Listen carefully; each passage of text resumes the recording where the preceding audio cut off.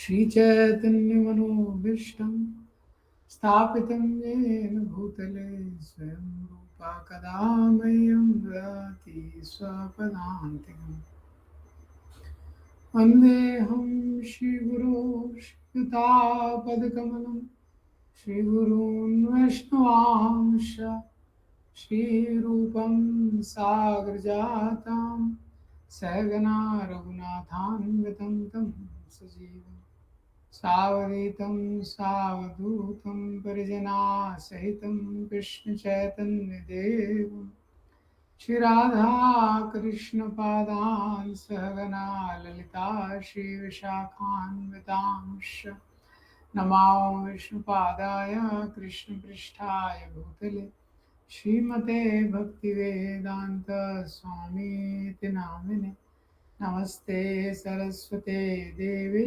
गौरवाणी प्रचारिणे निर्विशेषा शून्यवादी पाश्चात्यदेशतारिणे नमो महावदन्याय कृष्णप्रेमप्रदायते कृष्णाय कृष्णचैतन्या नामिने गौरत्विषे नमः हे कृष्ण करुणा सिंधु दीनबंधु जगत्पते गोपेश गोपिका कांता श्रीराधा कांत नमोस्तुते तप्त कांचन गौरांगी श्रीराधे वृंदावनेश्वरी विश्वभानुसुते देवी प्रणमामि हरिप्रिये वाञ्छाकल्पतरुभ्यश्च कृपा सिन्धुभ्येव च पतितानां पावनेभ्यो वैष्णवेभ्यो नमो नमः जय श्री कृष्ण चैतन्य प्रभु नित्यानंद श्री अद्वैत गदाधर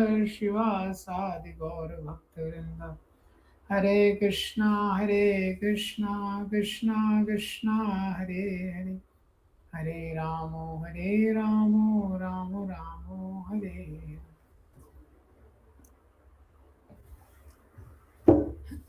हरे कृष्ण.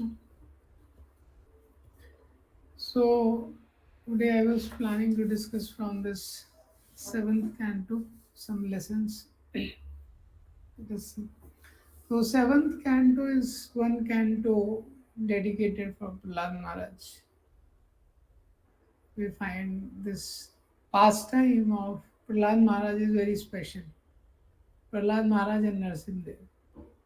So इस एक पास टाइम के लिए पूरा एक कैंटो डेडिकेट किया गया. तो ऑलमोस्ट 15 चैप्टर्स हैं. उसमें से जो सातवें स्कंद के 10 चैप्टर्स हैं. So those 10 chapters are the leela of Prahlad Maharaj and Narasimhadeva. Like that. Prahlad Maharaj role is more prominent. Narsimdev appears in the end and just finishes off Hiranyakashipu. So in Bhagavatam, 10 topics are discussed in general, which we hear. Atra sargo visargasya sthanam poshanam utaya manvantari shanukadha nirodha mukti ashraya. So these are the 10 topics of Srimad Bhagavatam. Sarg, Visarg, Sthan, Poshan, Uti, और मनवंतर, ईशानु कथा, निरोध, मुक्ति and आश्रय. ये 10 topics हैं जो श्रीमद् भागवतम में डिस्कस किए गए हैं. उसमें से जो एक टॉपिक है ऊति, ऊतया, स्थानम पोषणम ऊतया.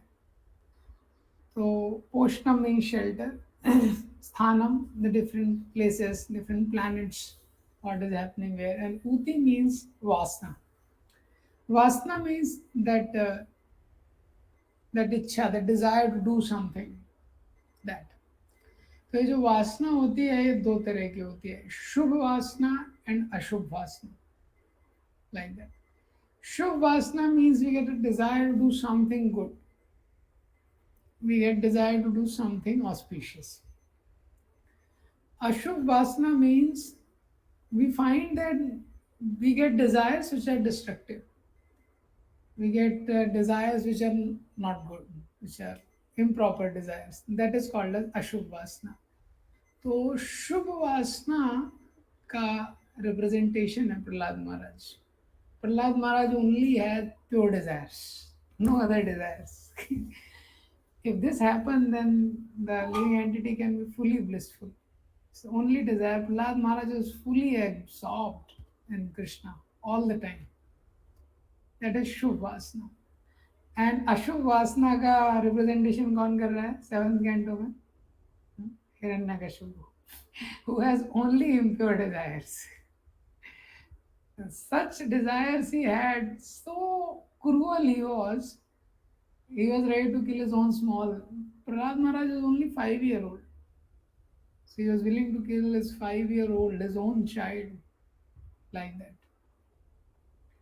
तो ये हिरण्यकशिपु का क्या है? असत वासना है. तो अभी लेकिन इसमें प्रश्न ये उठता है कि every living entity will think we are not as demonic as Hiranyakashipu. Okay, we are demonic. We have some evil tendencies. We have some improper desire, but we are not as demonic as Hiranyakashipu. And at the same time, definitely we are not as devotional as Prahlad Maharaj also. That is also another thing. Like that. So we are somewhere in between. And that is why 11 to 15 chapters are talking about the different Varnashram dharmas in this 7th canto. तो 11 से 15 में वो discussion किया गया कि अलग अलग वर्णों में अलग अलग आश्रमों में जीव का क्या धर्म होता है. That is being discussed in 11 to 15 that way. So like that it goes. तो 7th canto में I'll just tell you the flow of 7th canto before beginning. तो 7th कैंटो की शुरुआत कैसे होती है कि युधिष्ठिर महाराज पूछते हैं, परीक्षित महाराज पूछते हैं सुखदेव गोस्वामी से कि भगवान विषम कैसे हो गए, भगवान किसी का पक्ष ले रहे हैं. भगवान के बारे में तो कहा गया है भगवान तो सम होते हैं. समोहम सर्वभूतेषु न मे द्वेषो स्थिना प्रिया. भगवान सबके प्रति सम है. लेकिन हम यहाँ पे देखते हैं भगवान दैत्यों के प्रति, दैत्यों को हमेशा उनसे युद्ध करते हैं, देवताओं का हमेशा सपोर्ट करते हैं. तो फिर नारद मुनि ने परीक्षित महाराज, सुखदेव गोस्वामी ने जब सुना तो सुखदेव गोस्वामी ने एक्सप्लेन किया परीक्षित महाराज को. वो एक्सप्लेनेशन में मैं नहीं जाऊँगा. उनका एक्सप्लेन किया कि कैसे भगवान सम है. और उनको एक्सप्लेन करने के सीक्वेंस में सुखदेव गोस्वामी ने बोला कि मैं तुमको एक राजस्व यज्ञ की स्टोरी सुनाता हूँ. तो राजस्व यज्ञ में ले गए. तो राजस्व यज्ञ में राजस्व यज्ञ हो रहा है और वहाँ पे अग्र पूजा के लिए किसको चुना गया है? कृष्ण को. और फिर शिशुपाल शुरू कर देता है, भगवान को ब्लास्फेम करना शुरू कर देता है. And at that time Krishna took out his Sudarshan Chakra because Shishupal lost the count. And Krishna killed Shishupal. And then the light from the body of Shishupal enters in the body of Krishna. तो वहाँ पे युधिष्ठिर महाराज got surprised. Everyone becomes surprised. हाँ, दुर्लभ एकांति नाम भी इतनी दुर्लभ ये गति है. हाँ, ये शिशुपाल के शरीर से ज्योति आपके आप में कैसे प्रवेश कर गई? बड़े बड़े योगी मुनि वेट कर रहे हैं इतनी तपस्या कर करके लाखों साल की. हाँ, आरभ्य कल भाषणात्, और ये शिशुपाल है तो बचपन से ही आपको गाली दे रहे हैं. राधा गोविंद महाराज बोलते हैं कि इतना गाली वो शिशुपाल कृष्ण को देता था कि रात में भी कभी कभी छोटे बच्चे उठे जाते हैं तो मम्मी पापा ऐसे बोलते हैं तोतली भाषा में, तो वो तोतली भाषा में गाली देता था कृष्ण को. रात में कभी बीच में उठ जाता था तो इतना गाली देता था. इसका ये उद्धार कैसे हो गया? युधिष्ठिर महाराज पूछते हैं. तो फिर नारद मुनि और स्टोरी सुनाते हैं. स्टोरी के अंदर स्टोरी है, बहुत सारी स्टोरीज है. तो नारद मुनि बोलते हैं कि किसी भी तरह से येन केन प्रकारेण मना कृष्ण निवेशयेत्, किसी भी प्रकार से मन कृष्ण में निवेश हो जाता है तो उद्धार हो जाता है. ये कृष्ण का ही चिंतन करते रहता था. और फिर बताते हैं कि ये साधारण व्यक्ति नहीं है, तो भगवान के पार्षद ही है. तो भगवान के पार्षद थे, श्राप के कारण नीचे आ गए. तो युधिष्ठिर महाराज फिर प्रश्न करते हैं, अश्रद्धेयम भाति मतलब मेरे को श्रद्धा नहीं हो रही है, विश्वास नहीं हो रहा है आपके शब्दों में। अरे भगवान का पार्षद, भगवान के लोग से कोई यहाँ पे आ सकता है? तो गीता में लिखा है यद गत्वान अनिवर्तन्ते, वहां जाने के बाद तो वापस नहीं आते हैं। और भगवान का पार्षद यहाँ पे कैसे आ सकता है? उनको कौन श्राप दे सकता है? तो वो स्टोरी सुनाते हैं चार कुमारों वाली, नारद मुनि, कि चार कुमार जब एक बार जा रहे थे, उन्होंने श्राप दिया, फिर ये आए, और फिर इनके चार जन्म हुए। फिर चार जन्मों के बारे में बताते हैं। जो तीन जन्म हुए, पहले रावण और कुंभकर्ण हिरण्यकशिपु और हिरण्याक्ष बन के आए, और फिर नरसिम्हदेव ने एनकाउंटर किया। फिर रावण कुंभकर्ण बन के आए तो राम जी ने एनकाउंटर किया। हम्म, तो राम जी के बारे में सुनते हैं। उसके बाद बोलते हैं कि जो शिशुपाल और दंतवक्र बन के आए तो कृष्णा ने एनकाउंटर किया। तो जब हिरण्यकशिपु का वर्णन करते हैं तो नारद मुनि बोलते हैं उसके बीच में कि जो हिरण्यकशिपु था, इसका बड़ा भाई हिरण्याक्ष था तो वराहदेव ने मार दिया। हिरण्यकशिपु था, उसका एक पुत्र था, हम्म, प्रहलादम केशव प्रियम, उसका नाम प्रहलाद था, वो भगवान को बहुत प्रिय था। हम्म, उसका जब इसने मारने की कोशिश की तो फिर नरसिंह देव ने इसका एनकाउंटर कर दिया। तो युधिष्ठिर महाराज बोलते हैं, अरे जब प्रहलाद के बारे में आपने बताया है कि ये तो सर्वगुण संपन्न थे, सारे गुणों से संपन्न थे प्रहलाद महाराज, और ये तो पुत्र थे, पिता और पुत्र में वैर कैसे हो गया? इस संसार में देखा जाता है पिता पुत्र में कितना प्रेम रहता है, तो उनके बीच में ये वैर कैसे हो गया संसार? और वैर भी इतना वैर कि पिता पुत्र को मारने के लिए रेडी है। तो नारद मुनि को फिर एक्सपैंड करनी पड़ी स्टोरी। तो फिर वहां से वो आगे का स्टोरी बताते हैं, कि कैसे हिरण्यकशिपु तपस्या करने गया। हिरण्यकशिपु का भी उपदेश है 7वें स्कंद के पहले चैप्टर में। हिरण्यकशिपु ने लेक्चर दिया है, हिरण्यकशिपु ने उपदेश दिया है आत्मा का, जो 2.11 to 30 है भगवत गीता में, उसका एसेंस आपको यहाँ पे मिल जाएगा, because he is teaching the philosophy of soul. तो हिरण्यकशिपु का एक भाई है, उसकी मृत्यु हो गई है, हिरण्याक्ष। तो हिरण्याक्ष की मृत्यु के बाद उसकी पत्नी को, अपनी माँ को, सबको वो समझा रहे। उसके बाद यमराज का उपदेश है। फिर उपदेश देने के बाद जो हिरण्यकशिपु है, नेक्स्ट चैप्टर में तपस्या करने चला जाता है। जो उपदेश वो दे रहा है दिति को, हिरण्यकशिपु की माँ, हिरण्याक्ष की पत्नी को, अपनी माँ को, अपने लिए उसने कुछ भी उसमें से नहीं लिया, अपने लिए उसमें से कुछ भी उपयोग नहीं किया। और नेक्स्ट चैप्टर में तुरंत तपस्या के लिए चला जाता है। इतनी खतरनाक तपस्या, और कसम खाता है कि विष्णु के खून से अपने भाई का तर्पण करूंगा। मेरा भाई जूस नहीं पीता था, वो खून ही पीता था, हिरण्याक्ष। रुधिरम प्रियम, हाँ, कौन सा जूस उसको अच्छा लगता था? खून ही अच्छा लगता था हिरण्याक्ष को। इसीलिए विष्णु के रुधिर से अपने भाई का मैं तर्पण करूंगा। So Radhanath Maharaj was telling in one of the lecture that this is the difference between the demons and the demigods. Actually, demons also knew all the philosophy like that. The demigods also know the philosophy which is given in the Shastra, and the demons also know the philosophy which is given in the Shastras. We read in the scriptures that Ravana knew Ramayana, Mahabharata, all the Vedas practically Ramayana, Ravana knew. Similarly, Hiranyakashipu knew everything like that. What is the difference? Despite knowing everything, the demons means they want to become and remain proprietor, controller, and enjoyer despite knowing all the philosophy like that. This is a demonic tendency. So you will find the demons know everything, but despite knowing everything, they want to become and remain proprietor, controller, and enjoyer. And they want to actually become the supreme proprietor, supreme controller, and supreme enjoyer. Like that. So we are also studying the scriptures. We are also reading the philosophy.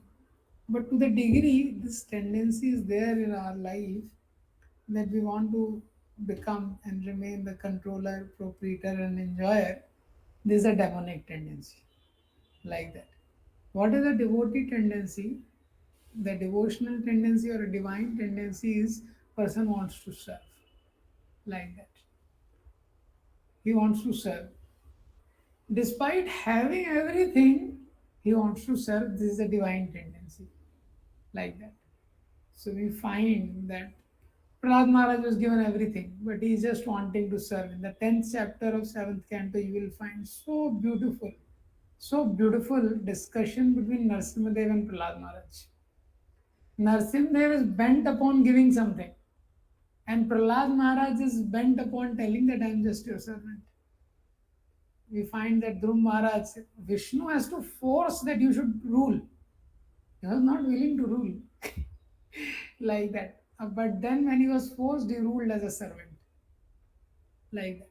This is divine tendency. We find in the Vedic scripture, we find how people are able to retire from such high post. Nowadays, we find that in the politics in many other places, people are elected for 5 years, like that. And in that 5 year tenure, also sometimes it's very difficult to sustain, like that. And somebody is very fortunate, he may get re-elected once or twice, like that. They are like the best of the people, considered that their tenure is so long. But we find in the scriptures that Bharat Maharaj is ruling for lakhs of years. Dashrath Maharaj ruled for 60,000 years before he handed over to Lord Ram, like that. So we find in the scriptures that despite ruling for so long time and such expense, means they were ruling practically the entire planet, and still at the right moment they could retire. Huh? It means what? It means they were fixed in the divine tendency. They were ruling, but they were not trying to enjoy. They were trying to serve, like that. So this is the lesson which comes in Ramayana also. So Lord Ram, when he was told to rule the kingdom, he was ready. And immediately next day, it was decided that he has to go to the forest. With equal happiness, he accepted going to the forest. And what reason he gave? He said, for the service of my father, I was ready to rule the kingdom of Ayodhya. Now, as a service to my father, I am willing to go to the forest. Like that. So that's how it goes. And then Hiranyakashipu did a lot of tapasya. Hiranyakashipu did such severe austerities, such tapasya he did. Hiranyakashipu की तपस्या का वर्णन है, अभी आएगा इसमें। ब्रह्मा जी बोलते हैं ना, एतत् रेषत पूर्वम, इस तरह की तपस्या ना तो पूर्व में किसी ने की है और ना ही भविष्य में कोई इसको दोहरा पाएगा। इस तरह की जो तपस्या है, ऐसी तपस्या उसने की थी हिरण्यकशिपु ने। And then what happened that इतनी तपस्या करने के बाद ब्रह्मा जी से उसने वरदान मांगे। उसको बहुत बड़ा लिस्ट श्रीमद् भागवतम में दिया। जैसे ही वरदान मिले, हिरण्यकशिपु ने अपना स्टार्ट कर दिया। We find whatever party comes in rule, accordingly they start their activities. So Hiranyakashipu started torturing. So that is given in the third chapter. And as he started doing his things, and then the fourth chapter onwards, Prahlad Maharaj entry is there.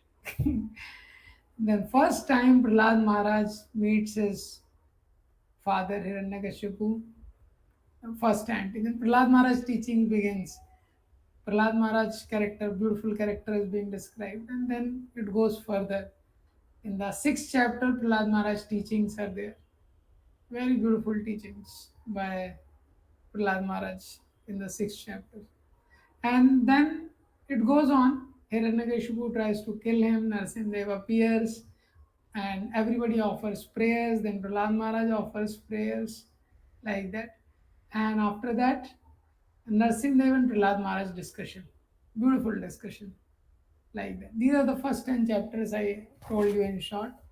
So now we'll see some of the lessons from this 7th canto. So this is from the first chapter, this is 7.1.1. So you may you may write down the shlokas, later you can refer the shlokas. श्रीराजोवाच समं प्रिया सुहृद् ब्रह्मन् भूतानां भगवान् स्वयं इंद्रियस्यार्थे कथम दैत्यान वदीद विषमो यथा। परीक्षित महाराज पूछते हैं, समम प्रिया सुहद ब्रह्मन, कि हे सुखदेव गोस्वामी, मैंने तो ऐसा सुना है कि भगवान तो सम है, सबके प्रिय हैं, भगवान तो सुहृद है। ये इंद्रस्यार्थे कथम दैत्यान, वो फिर इंद्र के पक्ष में क्यों कार्य करते हैं भगवान? वदीद विश्व मोय था, और दैत्यों का वध क्यों करते हैं? हुँ? हमेशा इंद्र के पक्ष में कार्य करते हैं, दैत्यों का वध करते हैं, तो विषम हो गए। Krishna is the most impartial person, but why he become partial? This is what Parikshit Maharaj is asking the question. So in this world we find that uh, based on one's perception one judges the things like that, whatever way one is able to see. Krishna से यही चीज भगवत गीता में अर्जुन ने पूछा है। जब 4.10 में भगवान बताते हैं भगवत गीता में कि भीतराग भया क्रोधा मनमया माम उपासिता, राग भय और क्रोध को, वीत मतलब छोड़ के, मनमया मुझ में मन को निवेशित करके, उपाश्रिता जो मेरा आश्रय लेता है। हाँ? बहवो ज्ञान तपसा पूता मद्भावमागता, और ज्ञान और तपस्या से जो शुद्ध हो चुका है, ऐसे बहुत सारे लोग शुद्ध होके मेरे धाम को आए, बहुत सारे लोग। तो वहां पे अर्जुन का ये प्रश्न होता है कि भगवान क्या आप सबसे आदान प्रदान करते हैं? और जो आपसे नहीं आता, सपोज आपकी शरण में, ये तो उनके बारे में जो आपकी शरण में आता है, आप बोल रहे हैं जिसने आप में मन को निवेश कर लिया है, आश्रय लिया है, लेकिन जिसने नहीं लिया है आपका आश्रय, उनसे आप कैसे करते हैं? ये यथा माम प्रपद्यन्ते ताम तथैव भजाम्यहम्। भगवान बोलते हैं मेरा रेसिप्रोकेशन सबके लिए। Krishna is such a amazing personality, Krishna reciprocates with everyone in this world. ये भगवान का स्वभाव है कि भगवान सबके साथ आदान प्रदान करते हैं, उसकी उसके मनोभाव के अनुरूप, उसकी इच्छा के अनुरूप। जैसे इसमें बताया गया है, समम प्रिया सुहद ब्रह्मन, भगवान कैसे हैं? सम है, प्रिय, भगवान सबको प्रेम करते हैं, सुहृद सबके वेलविशर है। भूतानाम भगवान स्वयं, जिस प्रकार से इस संसार में माता पिता अपने बच्चों को प्रेम करते हैं, वैसा ही प्रेम भगवान सबको करते हैं। तो ऐसा सोच सकते हैं, ऐसा कौन हो सकता है इस संसार में? देखिए घर में माता पिता का अपने बच्चों से कितना प्रेम रहता है, उतना प्रेम किसी भी दूसरे के बच्चों से माता पिता नहीं कर सकते इस संसार में। रिलेटिव्स भी रहते हैं, अगर दो सगी सिस्टर्स भी हैं, हाँ, तो क्या मौसी, मौसी शब्द है ना, मासी, माँ के जैसी उसको बोला गया है, हाँ, या मामा जो बोला गया है, दो माँ है उसमें। हाँ? लेकिन क्या कोई किसी का बच्चा है और वो मौसी का कोई बच्चा है, तभी भी अंतर आ जाएगा? नहीं, कोई भी व्यक्ति अपने बच्चों से इतना प्रेम करता है, दूसरे से नहीं कर पाता। और भगवान का प्रेम इतना विशाल है, भगवान का इतना विशेष हृदय है कि भूतानाम भगवान, सारे लिविंग एंटिटीज से भगवान वैसा प्रेम करते हैं जैसे माता पिता अपने बच्चों से करते हैं। कितना विशेष उनका है। उसमें भी एक माता पिता के सपोज कई 3-4 बच्चे हैं, उसमें से एक एकदम वायलेंट है, सब रिवेलियस है, हाँ, और बाकी कोई है जो सबमिसिव है, उसमें भी कभी कभी समय के साथ भेद आ सकता है। लेकिन भगवान, इतनी जीवात्माएं हैं और इतने इतने प्रकार की जीवात्माएं हैं, हाँ, कोई आस्तिक है, कोई नास्तिक है, कोई मायावादी है, इतना वैरायटी हम सुनते हैं, लेकिन भगवान सबसे प्रेम करते हैं। और ये यथा माम प्रपद्यन्ते, जैसा कोई उनके भाव से आता है, जिस भाव से, उस भाव से भगवान प्रेम करते हैं। तो इसलिए हम देखते हैं 5 रस हैं, कोई वात्सल्य रस में वो भगवान का माता पिता बन जाता है, दास रस में कोई भगवान का सेवक बना हुआ है, जब स्वामी मान लिया तो भगवान स्वामी बन जाते हैं उसके। ये संसार में ऐसा कोई नहीं कर सकता। महाराज उदाहरण दे रहे थे अगर इस संसार में कोई बच्चा है छोटा, हाँ, और आपसे बोले मैं आपको पिता मानता हूँ आज से, तो क्या आप उसके साथ आदान प्रदान कर पाएंगे वैसे? ओके, मैरिड व्यक्ति है, उसके पास कोई आ जाए छोटा बच्चा कि आज से मैं आपको ही पिता मानता हूँ अपना, तो बोलेगा नहीं नहीं रहने दो, मेरे ऑलरेडी बच्चे हैं। लेकिन देखिए भगवान का ऐसा, भगवान सबके लिए अवेलेबल है, फुली एक्सेसिबल है। तो इसीलिए भगवान को क्या बोला गया है, सम is fully accessible for everyone. पर लिविंग एंटिटी का, संसार का ऐसा स्वभाव है। तो ये जब एक्सप्लेन कर रहे हैं सुखदेव गोस्वामी परीक्षित महाराज को कि कैसे भगवान सम है, उसमें वो उनको बताते हैं ये एक सिद्धांत, निंदनस्तव सत्कार्यं का न्याय कारार्थम कलेवरम।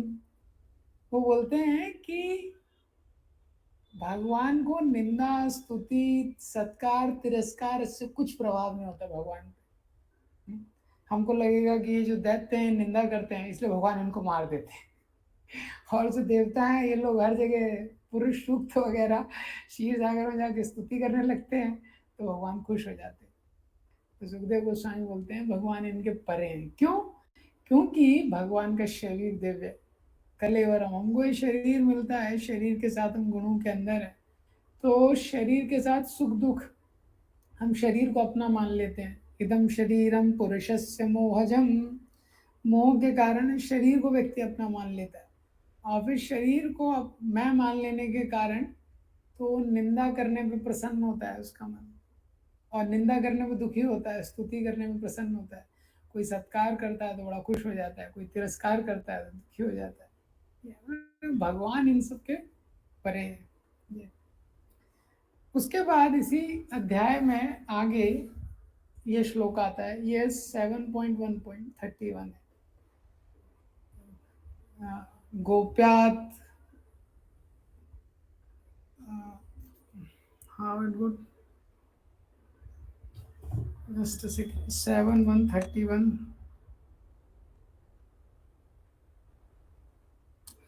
गोप्या कामान् भयात् कंसो द्वेषा च दयो नपा संबंधात् विष्णया स्नेहात् यूयं भक्त्या वयं विभो। तो नारद मुनि जब ये सिद्धांत बता रहे हैं कैसे भी भगवान से व्यक्ति कनेक्ट करे। कामात् द्वेषात् भयात् स्नेहात् यथा भक्तेश्वरे मना, काम से, द्वेष से, स्नेह से, भक्ति से, ये किसी भी तरह से व्यक्ति भगवान से जब कनेक्ट करता है तो उसका शुद्धिकरण होता है। तो उसके उदाहरण में श्लोक लिखा है, गोप्या कामान भयात कमसो, गोपियों ने काम के द्वारा भगवान से संबंध स्थापित किया, भय के द्वारा कंस ने, भयात कंसो, द्वेषा चय दयोनुपा, और द्वेष के द्वारा जो शिशुपाल और आदि राजाओं ने, संबंधाद वृष्णियों ने संबंध के द्वारा, स्नेहाद यूयम, पांडवों को बोल रहे हैं, पांडवों ने स्नेही के द्वारा, और भक्त्या साधना भक्ति के द्वारा, वयम विभु बाकी जो हम लोग हैं भक्ति के माध्यम से संबंध, they have attend the mercy of Krishna. किसी भी तरीके से कोई भगवान के कनेक्शन में आता है तो उसका शुद्धिकरण होता है। What ever way one connects with Krishna, in that way when the living entity becomes purified, like that. And the more the living entity becomes purified, more easy it becomes for him to receive. When the Bhakti Devi enters, the more easy, the more fertile is the heart to receive bhakti, the more pure a living entity is, and the more there are sins involved in devotees in anybody's life, like that, more difficult process of bhakti become.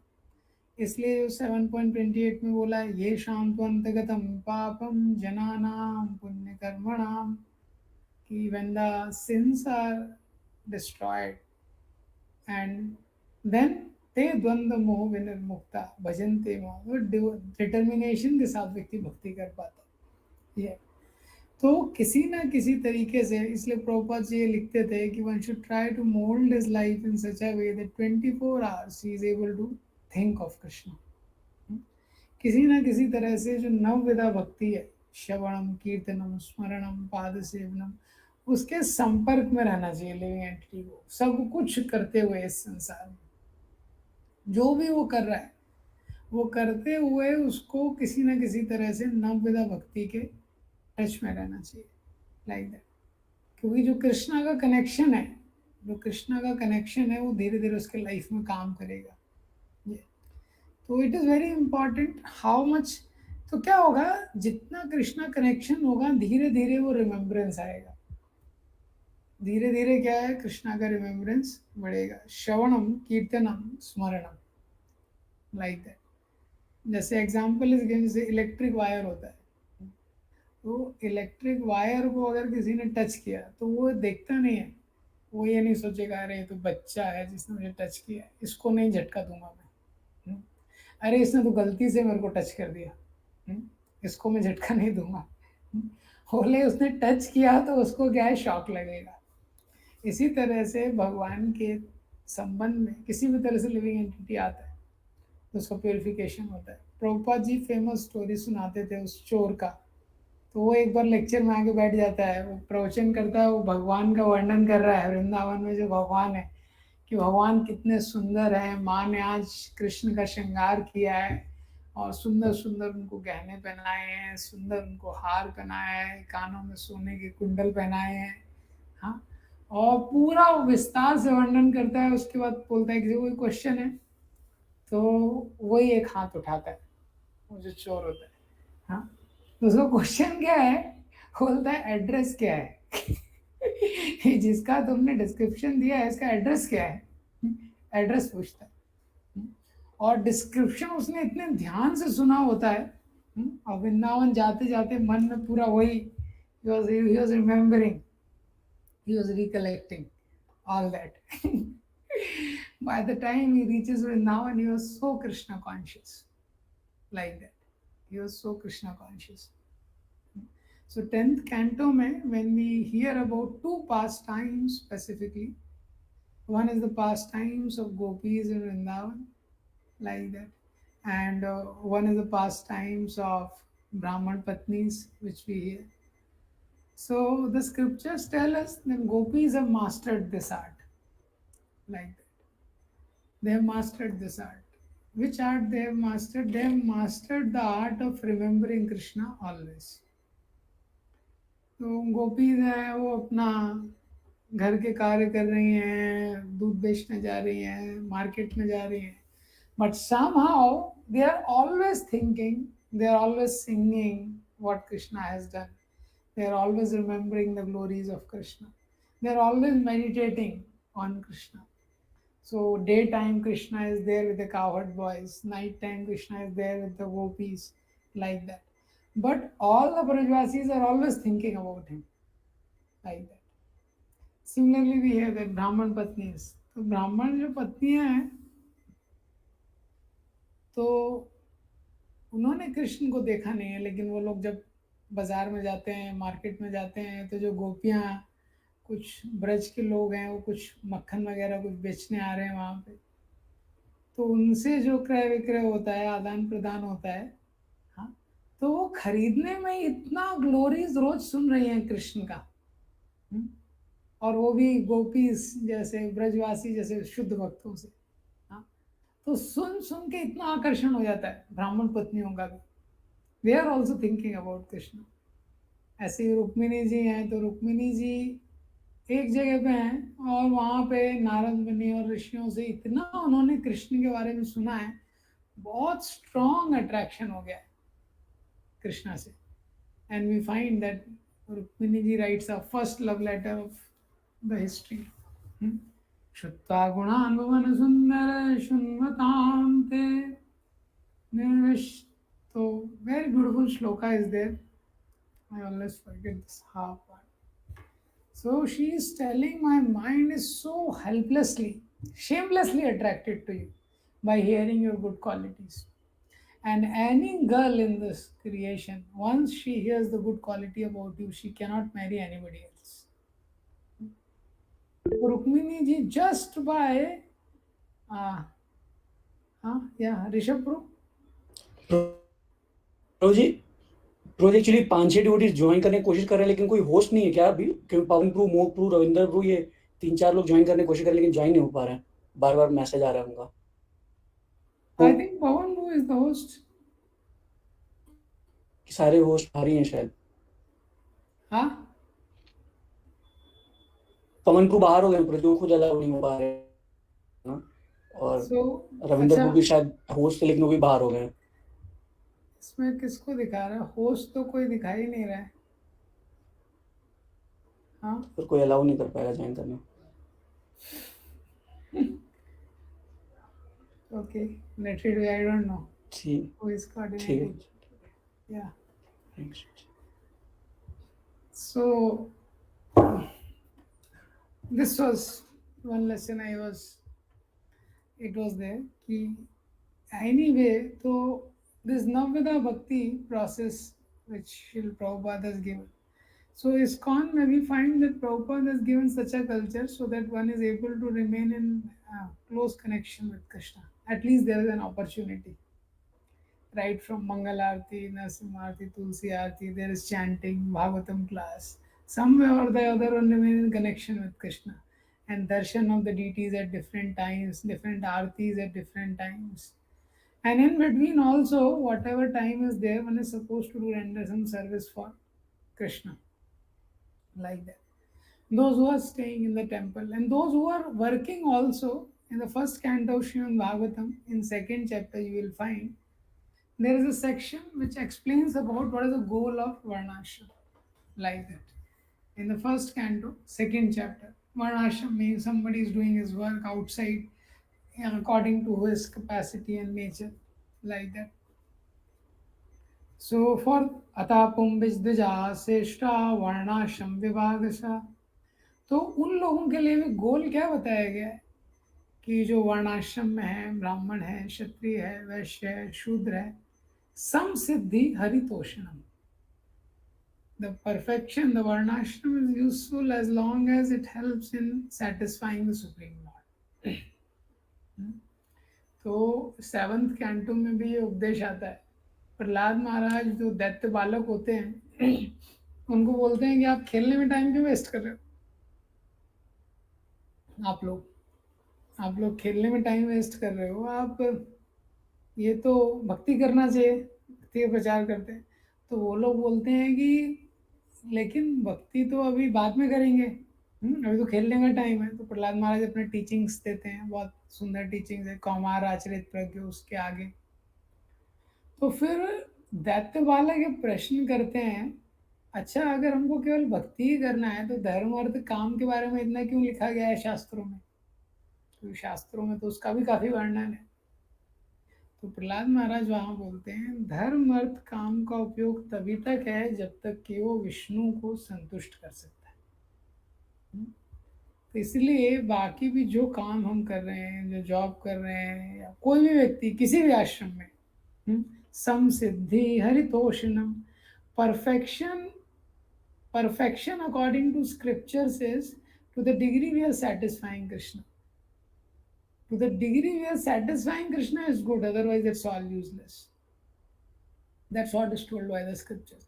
Whether we are grahastha, we are vanprastha, sannyasi, whatever we are, the goal is to अधोक्षज को संतुष्ट करना. तुष्यति अधोक्षजे, बोलते हैं अधोक्षज जो भगवान विष्णु जिससे संतुष्ट होंगे वो फाइनल गोल है. तो इतना सारा वैरायटी दिया है क्योंकि लोगों का अलग अलग स्वभाव है, सबका अलग नेचर है, लेकिन गोल एक ही है शास्त्रों में कि किस तरह से हमको भगवान को संतुष्ट करना है. तो that is why when we are working, suppose we are not in the temple all the time, when we are working, so even working as working devotees we should never compromise on our basic Krishna conscious things. We should never compromise in the basic Krishna consciousness things. Why? Because overall the material destiny is fixed, we will not be able to make much change into it.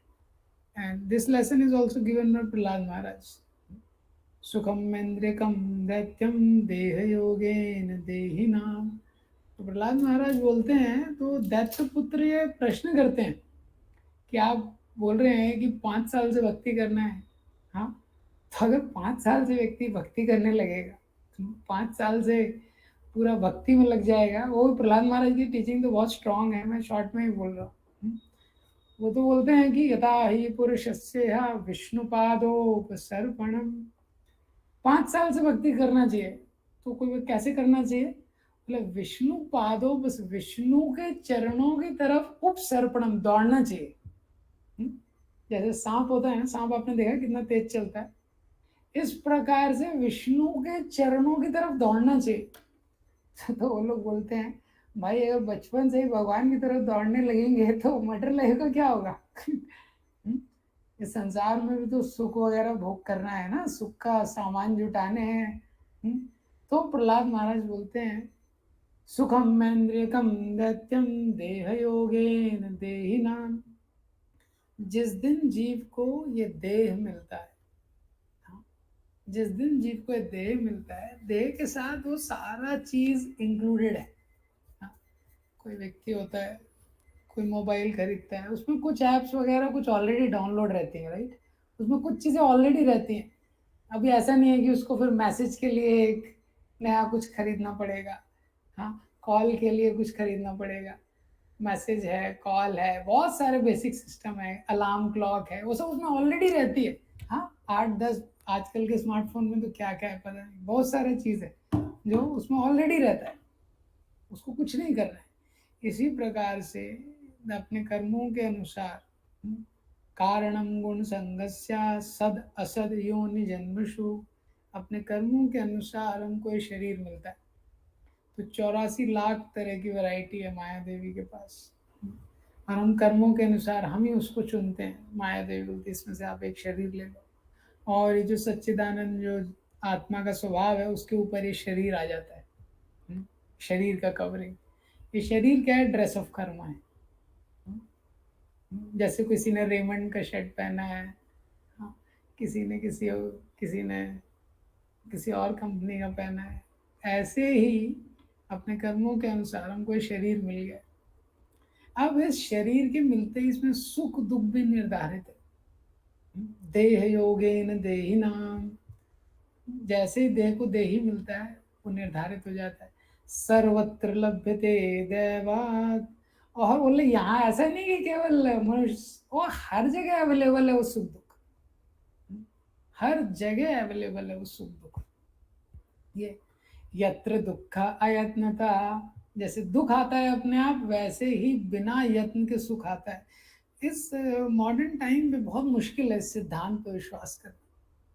हाँ, बहुत मुश्किल हो जाएगा व्यक्ति को इस सिद्धांत पर विश्वास करना कि कैसे सुख दुख, क्योंकि ज्यादातर लोगों में जीवन का उद्देश्य सुख को प्राप्त करना है।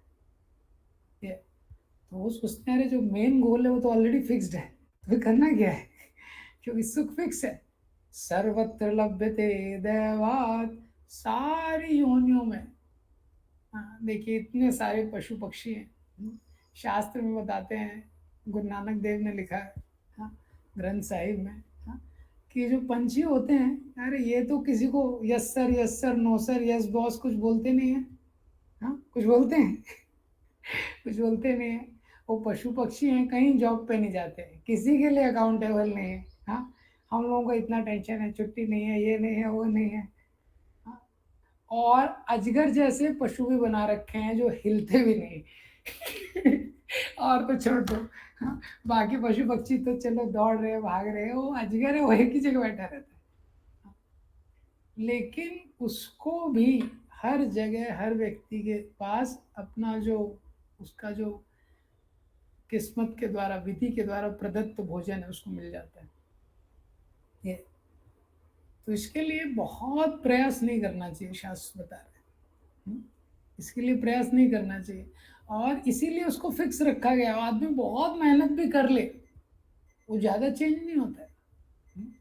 सुख है दुख है वो उसको मिलता ही है उस व्यक्ति को। संसार में हम देख सकते हैं कि कितना व्यक्ति है, जैसे किसी का बहुत, हाँ, बहुत रिच पर बहुत धनी परिवार में किसी का जन्म हो गया, उसके पिताजी बहुत बड़े इंडस्ट्रियलिस्ट हैं, अब उसका जन्म हुआ। अब जन्म होने में क्या काम किया उसने, जन्म होने का कुछ तो कुछ मेहनत की नहीं, जन्म होते ही वो करोड़ों का मालिक है कि नहीं है, जन्म होते ही क्या मेहनत की उसने, कुछ मेहनत नहीं की। देह योगे न देहि नाम, जैसे ही उसको देह मिला है 10 करोड़ है उसके नाम पे हाँ, जैसे अंबानी के जो 2 सन्स हैं, क्या मेहनत की है इन लोगों ने? कुछ भी नहीं किया। इसी तरह हर जीव का वो फिक्स है, हर जीव के लिए वो चीज़ क्या है, वो फिक्स है। हमारी अनलिमिटेड योजनाओं के परे भगवान का एक मास्टर प्लान है। हाँ, beyond the unlimited tiny plans of the living entity there is a master plan of Krishna. हम लोगों के अनलिमिटेड प्लान है, लेकिन उसके परे है जो भगवान का क्या है, मास्टर प्लान है। तो यमराज एक उदाहरण दे रहे हैं। ये सिद्धांत समझाने के लिए यमराज ने एक उदाहरण दिया है भागवतम में। पतिच्युतम तिष्ठति दिष्ट रक्षितम गृहे स्थितम तद्वेतम विनश्यति। कभी कभी कोई व्यक्ति होता है, पतिच्युतम, पथ पे चल रहा है, उसका पर्स गिर गया। पतिच्युतम तिष्ठति, लेकिन वो पर्स गिरा हुआ है, वहीं पर रखा हुआ है, उसमें क्रेडिट कार्ड है, बहुत सारा कैश है, वहीं रखा है। पतिच्युतम तिष्ठति, नीचे गिर गया है लेकिन वहीं है। दिष्ट रक्षितम, और इतने सारे लोग उस रोड से जा रहे हैं, लेकिन सबकी दृष्टि से उसकी रक्षा हो रही है, हजारों लोगों से। पथिच्युतम तिष्ठति दृष्ट रक्षितम, वो पथ पे जो पर्स गिरा हुआ है, हजारों लोगों की दृष्टि से उसकी रक्षा हो रही है। ग्रहे स्थितम तद विहितम विनश्यति, और दूसरे व्यक्ति ने घर में इतने इतने ज्यादा लॉकर के अंदर लॉकर लगा के इतने संभाल के रखा हुआ है, इतने संभाल के रखा हुआ है, विहितम विनश्यति, और वहां से चोरी हो जाता है या तो इनकम टैक्स की रेड हो जाती है। तो इनकम टैक्स वाले आ जाते हैं, और जहां जहां उसने छुपा के रखा है, बेड के नीचे और गद्दे के अंदर, लोग कहाँ कहाँ छुपाते हैं जिनके पास ज्यादा धन हो जाता है। ग्रहे स्थितम तद विहितो विनश्यति, वहां से उसका निकाल लिया जाता है। दूसरा उदाहरण इसमें महाराज देते हैं, कभी कभी व्यक्ति अनाज को खेत से काट के ले आता है ना, और घर में स्टोर करके रखा है उसने अनाज बहुत संभाल के, वहां पे चूहे उसको खा जाते हैं। और जो अनाज वो खेतों में लगा हुआ है, ओपन है, पतिच्युतम तिष्ठति दिष्ट, वो रखा हुआ है, उसको किसी ने नहीं खाया है, वो खेतों में लगा हुआ है, उसको कोई भी खा सकता है, लेकिन वो सुरक्षित है। ग्रहे स्थितम तद विहितो विनश्यति, और घर में जो काट के लाए थे, संभाल के रखा था, उसको चूहों ने खा लिया। दूसरा उदाहरण दिया है, जीवंतनाथो तद इक्षतो वने, कोई अनाथ व्यक्ति है, हाँ, और वन में है, जीवंती, लेकिन वहां भी जीवित है। ग्रहे विगुप्तो से हतो न जीवती, और दूसरा व्यक्ति है, घर में है, रिश्तेदारों के बीच में है, सारे सीसीटीवी कैमरा लगे हुए हैं, वहां हार्ट अटैक आ जाता है, उसकी मृत्यु हो जाती है। ये दो उदाहरण देके यमराज जी समझा रहे हैं कैसे चीजें मटेरियल लेवल पे things are fixed, to a great degree things are fixed. That is why on a material level we should do duty, but on spiritual level we should do endeavor. This is a lesson, very important lesson for us to think about it. How much we are endeavoring for spiritual life, and how we can organize efficiently our material life to do it as a duty, like that. So spiritual life needs endeavor. इसीलिए श्रीमद् भागवतम में बोला है, तस्यैव हेतो प्रयतेत कोविदो। बुद्धिमान लोगों ने इस प्रकार का निष्कर्ष निकाला है, हाँ, कि उस हेतु के लिए काम करना चाहिए जो प्राप्त नहीं है आसानी से। ये संसार का सुख है, दुख है, ये तो ऑलरेडी फिक्स है। हम मेहनत करके और कई बार ओवर एंडेवर करके दुखी हो जाते हैं, कॉम्प्लेक्स हो जाता है। तो कोई बोलेगा क्या फिर क्या कुछ एंडेवर नहीं करना है? नहीं, एंडेवर करना है संसार में। सततम कीर्तयन्तो माम यतन्तश्चा दृढ़व्रता, यहाँ एंडेवर करना है। हाँ, सततम कीर्तयन्तो माम, भगवान का कीर्तन करने के एंडेवर करना है। यतन तस्या, भक्ति यत्न पूर्वक करनी चाहिए, क्योंकि हम देखते हैं संसार में हर परिस्थिति में करना मुश्किल होता है, आसान नहीं होता है। तो यत्न करना चाहिए भक्ति को, अगर हमको करते रहना है। यत्न पूर्वक ही भक्ति की जा सकती है। हाँ, यत्न पूर्वक संकल्प करके जब भक्ति के मार्ग में कोई जीवात्मा लगता है तो भगवान बड़े प्रसन्न होते हैं। ध्रुव महाराज के प्रसंग में हम देखते हैं भगवान बड़े प्रसन्न होते हैं कि कितने यत्न करके, कितने संकल्प से ध्रुव महाराज ने भगवान को प्रसन्न करने के लिए ट्राई किया। हम देखते हैं 6 महीने में उन्होंने, हाँ, कैसे 4 में अपना क्या क्या चेंजेस किए उन्होंने अपने लाइफ में। तो यतन तस्या दृढ़वता, ये तो ये लेसन प्रहलाद महाराज यहाँ पे देते हैं। इसके बाद हिरण्यकशिपु की तपस्या का वर्णन आता है। तो ये श्लोक है 7.3.35 से लेके 38 श्लोक है, जो हिरण्यकशिपु ने क्या वरदान मांगे थे। हाँ, आप लोग भी इसको और डिटेल में पढ़ सकते हैं। न एतत् पूर्वऋषया चक्रुन् न करिष्यति चापरे। जब पहली बार तो हिरण्यकशिपु तपस्या करता है, इतना खतरनाक तपस्या है। तो हिरण्यकशिपु जब तपस्या करता है, इतनी तीव्र तपस्या होती है, उसके सर से धुआं निकलने लगता है, ज्वाला निकलने लगती है। वो ज्वाला की लपटें इतनी ज्यादा तीव्र होती हैं कि स्वर्ग में एसी फेल हो जाता है और वहां पे वो लोग तपने लगते हैं। प्रैक्टिकली ऊपर के 2-3 लोगों को छोड़ के, 70 लोग और 1-2 लोगों को छोड़ के सब लोग तपने लगते हैं। वो रह नहीं पाते हैं, इतना टेम्परेचर इंक्रीज हो जाता है। सब लोग ब्रह्मा जी के पास आते हैं, ब्रह्मा जी कई ऋषियों के साथ देखने आते हैं, भाई कौन तपस्या कर रहा है। तो हिरण्यकशिपु जहाँ तपस्या कर रहे हैं, देखते हैं वो उनका शरीर पूरा चला गया है, कुछ दिख ही नहीं रहा है, चींटियों ने दीमक बना दिया है, पूरे मांस को खा लिया है ऐसे, और केवल एक ज्योति जो है वो दिख रही थी। तो ब्रह्मा जी ये श्लोक बोलते हैं, न एतत् पूर्व ऋषया चक्रुर ना करिष्यन्ति चापरे। इससे पूर्व किसी ने ऐसी तपस्या नहीं की है और इससे बाद में कोई भी ऐसी तपस्या नहीं कर पाएगा।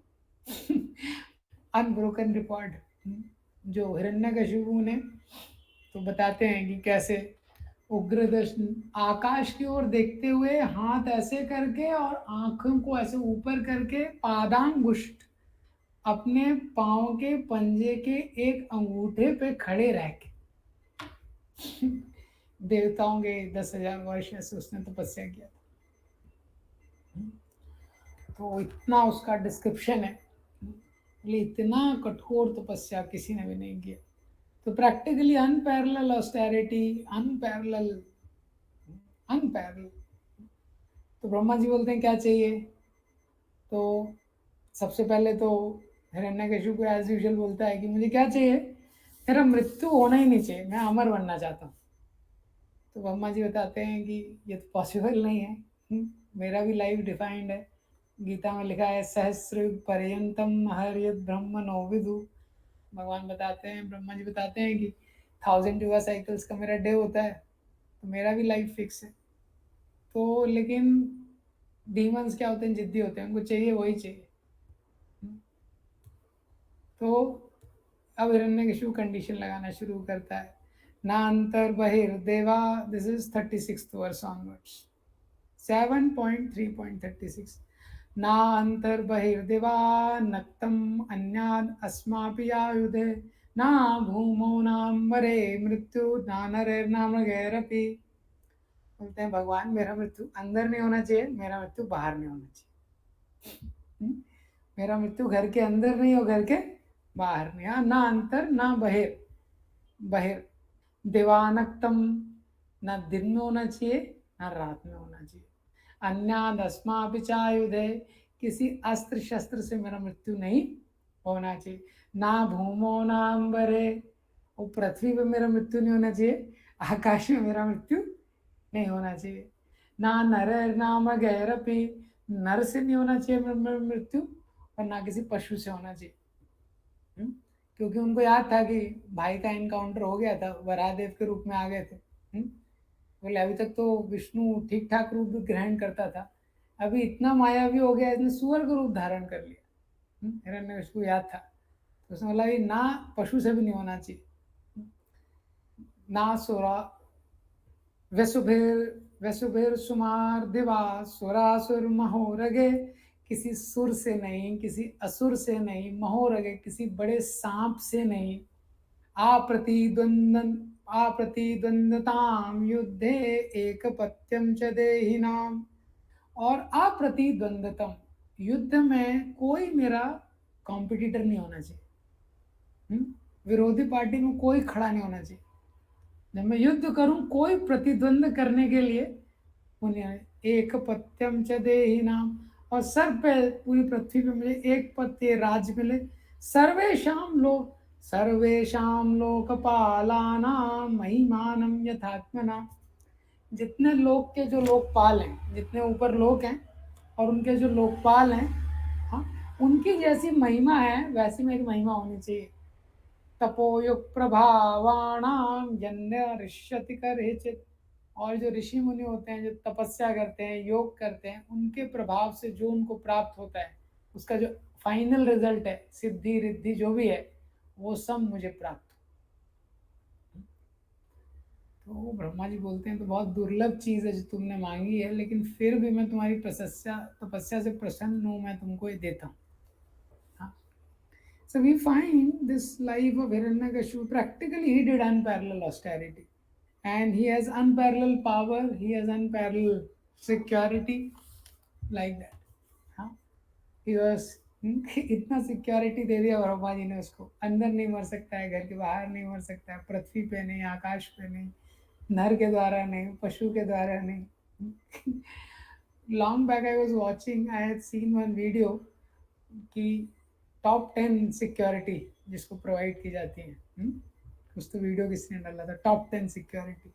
और उसमें देवर एक्सप्लेनिंग कि कैसे एक दिन की सिक्योरिटी पे अमेरिका का प्रेसिडेंट भी है वो टॉप 10 की लिस्ट में कोई व्यक्ति है, और फिर कोई चाइना का है, कोई 8वें नंबर 10वें नंबर पे कोई सऊदी अरब का कोई था जो मेन पर्सन है। और वो बता रहे थे कैसे इन लोगों की एक दिन की सिक्योरिटी में कितने करोड़ों करोड़ों रुपए खर्च किए जाते हैं, कितने सारे लोग इनके साथ रहते हैं, वो सब। But nobody near Hiranyakashipu. इतना सिक्योरिटी ऑलरेडी ब्रह्मा जी ने दे दिया, कोई सिक्योरिटी गार्ड का जरूरत ही नहीं है। हाँ? और इतना शक्ति, हम 7th कैंटो में अगर पढ़ेंगे तो। पर इस सब के बाद ये एक श्लोका आता है कि यथोपजिशं भुंजानो नात्रप्येत जितेन्द्रिया। Hiranyakashipu was the single person ruling everyone. He was ruling all the planets. और जितने देवता होते हैं, मतलब जितने कैबिनेट मिनिस्ट्री वाले सब काम कर रहे थे, कोई वाटर का डिपार्टमेंट देख रहा था, कोई फूड का देख रहा था, कोई लाइट का देख रहा था, ये सब जो जितने देवता देख रहे थे, हिरण्यकशिपु सारे डिपार्टमेंट खुद ही देख रहा था। और ये सब लोग हिरण्यकशिपु के महल में सेवा कर रहे थे। कोई सब्जी काट रहा है, कोई बर्तन धो रहा है। नारद मुनि बोलते हैं, अरे मैं और बाकी जो गंधर्व हैं हम लोग भी कीर्तन करते थे। हाँ, और हरि कीर्तन में हिरण्यकशिपु कीर्तन। हम लोग भी फुल एंगेज थे। हिरण्यकशिपु ने सबको फुल एंगेजमेंट दे के रखा था। हाँ, 24 hours non Krishna conscious engagement सबको दे के रखा था। बोले ऐसा स्थिति था, और सारे डिपार्टमेंट खुद ही हैंडल कर लेता था हिरण्यकशिपु। इतना इतना विविड डिस्क्रिप्शन है। बिना जोते पृथ्वी अनाज देती थी। हाँ, हर जो पेड़ होते थे हर ऋतुओं में फल देते थे उसके डर से।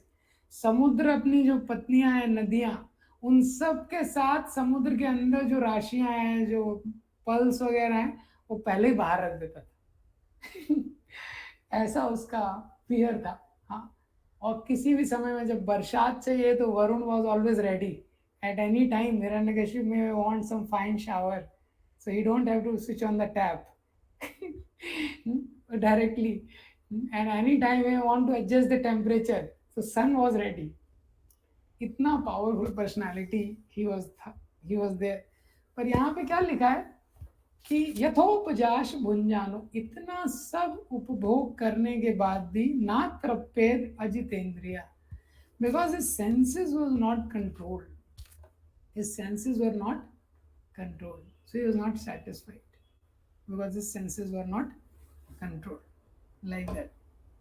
So this is a very I was thinking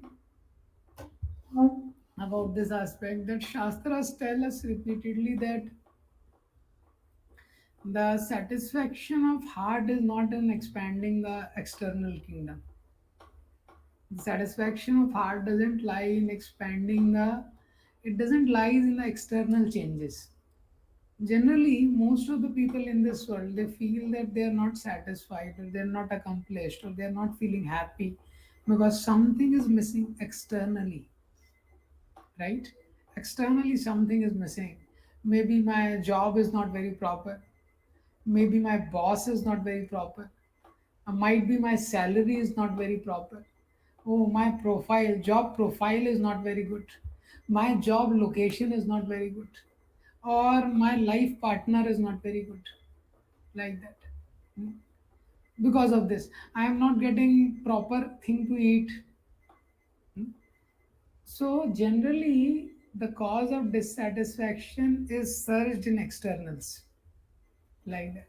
But in the first canto of Srimad Bhagavatam, in Narad Muni section, Prabhupada write that the dissatisfaction, the satisfaction has to be searched beyond matter. जो heart का satisfaction है, we cannot get it by manipulating the externals. हाँ, somebody wearing a simple clothes, somebody wearing very branded clothes, somebody is walking in simple two-wheeler, somebody is walking in some trendy four-wheeler, somebody is having a simple mobile, other person may be having a very costly mobile. But this does not change. Satisfaction has to be searched beyond matter. Hiranyakashipu was a universal champion sense enjoyer. ये राधानाथ महाराज ने term दिया है. I was hearing one lecture of Radhanath Maharaj. Maharaj बोले he was a universal champion sense enjoyer. Hiranyakashipu. Can we imagine how much he had? And these examples are given in Shastras to explain that no matter how much we build on externally, it will not give us the satisfaction like that. On the contrary, in the same seventh canto, you find that there is a description of Prahlad Maharaj who has practically nothing. Who has practically nothing he has. Hmm? He has nothing. What he has? He has devotion towards the Supreme Lord. Huh? He's a 5-year-old boy. He's a gullible. He's vulnerable. Like that. Physically, he is not strong. Like that. But he has a devotion towards the Lord. So he was fully satisfied. He did not try to counteract against Hiranyakashipu. Neither he was disturbed by Hiranyakashipu. So this lesson is there that whatever situation we are, hmm, first is we should never postpone Krishna consciousness. Second is we should never compromise on Krishna consciousness. These two things we should always remember. Otherwise, the time of life just goes in vain. The time of life gets wasted. So these two things. First is we should never postpone Krishna consciousness. Huh? So many times we postpone Krishna consciousness to accomplish something materially, and we think once this material target is achieved, then I will be able to do it better, like that. But where it is written, nowhere in the Shastras, it is being told that we should postpone Krishna consciousness. And second is we compromise on Krishna consciousness. So we compromise on Krishna consciousness, thinking that okay, this compromise is okay, this is not too much of a compromise, like that. Hmm? And the result of postponing and compromise is what? We feel dissatisfied. We feel that we are not feeling satisfied, like that, dissatisfaction in the heart. So satisfaction will come to the degree there is absorption in Krishna. So today we try to practice Krishna consciousness as given in the scriptures, as told by Srila Prabhupada, like that. So that will make us Krishna consciousness, like that. So what we do with what we have, most of the energy, Maharaj, Radhanath Maharaj is given one lecture on simple living, high thinking. That's what is the name, I think, of the lecture. And in that he explains that what we do with what we have. is important. Most of the time of life goes in acquiring what we don't have. We try to acquire what we don't have, like that. And what we don't have is endless, is it not? Is it limited? What we don't have? It's unlimited. Many things we don't have, is it not? Many things we don't know, many things we don't have. अगर कोई व्यक्ति information सोचे कि मेरे पास सारा information हो जाए, संसार का सारा नॉलेज हो जाए, तो जो वो जानता है बहुत लिमिटेड है, और जो वो नहीं जानता है वो कितना है? वो अनलिमिटेड है, करेक्ट? इसी तरह अगर कोई सोचे कि सारे असेट्स मेरे हो जाएं, संसार की सारी चीजें मेरे पास हो जाएं, तो जो उसके पास है वो लिमिटेड है, और जो उसके पास नहीं है वो कितना है?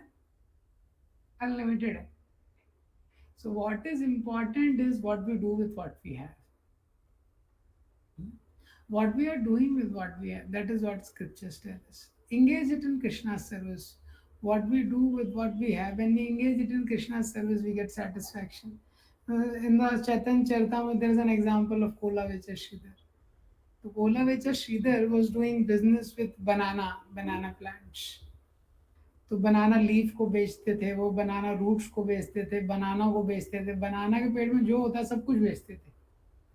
और बंगाल में हर घर में बनाना का पेड़ होता है, तो उसका डिमांड और कॉस्ट प्राइस भी कितना होगा वो भी है. और उसमें भी क्या उनको अर्निंग होता होगा ये तो पता नहीं है. उसमें भी जो भी होता था 50% गंगा जी के लिए.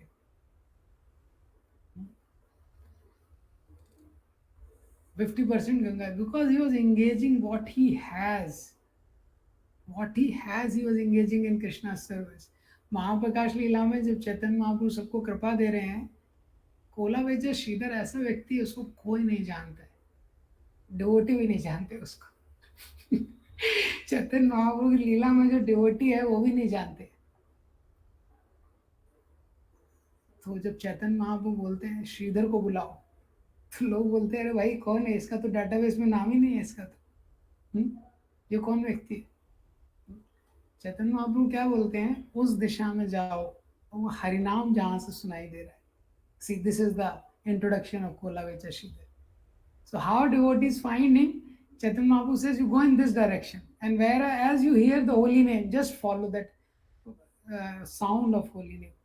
वो जाते हैं और श्रीधर और सुनते हैं हरिनाम की ध्वनि आ रही है, वो कोला वेचा श्रीधर हरिनाम कर रहा है. Why? Because he was so satisfied in the heart.